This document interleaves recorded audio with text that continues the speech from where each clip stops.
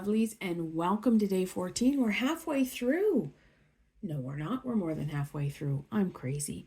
We are 10 days away from the end of our Advent and the end of Yule. Tomorrow is the first day of Yule. So I want to flip our card and just see what it is. And it is the Eight of Canes. So the Eight of Canes is equivalent to the Eight of Swords. And swords tell us about communication and clarity and conflict and mental challenges. So are you all wrapped up in your head, right? Are you feeling trapped or restricted or powerless? Or do you have so much going on right now? I know I do. I have a list a mile long and I keep thinking I have to do this, I have to do that. And even last night I was working on some things I had to get done and I thought of, I got my dates mixed up and I thought I didn't do a video for you guys.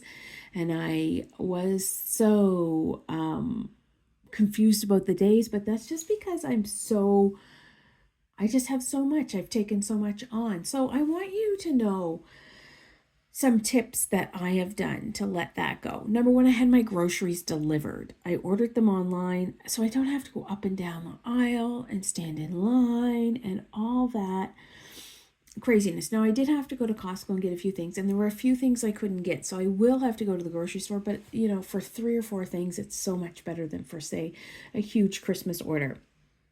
And watch your measurements because I got a mini thing of mayo today and that will last us like a week. Anyway, another thing that I've done is I make a list and I feel better once I make a list and then I kind of get out of my head, right? But I do have these things to do and I keep thinking we're having a snowstorm tomorrow, so I'll just be stuck at home. So look for those like glimmers of rest and relaxation. So in our book, the Eight of Canes tells us it's about bondage, confusion, narrowness, and restriction. Often during the holiday season, we are pulled in opposing directions, our attention torn from the moment or from what should really matter. There is an immense constriction occurring from limitations on one's time to the limits of the purse. All this can leave us feeling imprisoned by something that at its core should be wondrous and jovial. The eights have a tendency for organization, but the key to this is also maintaining flow. This is the card. In this card, this poor woman has become tied up in knots of the season.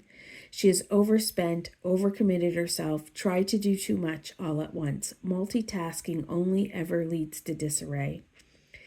In turn, the momentum inherent in the eights has started to freeze and constrict. She is trapped by the very edges of her own mind. Sounds just like me. I don't know about you. Okay. You feel utterly trapped in a situation that appears on the surface to be out of your control of influence.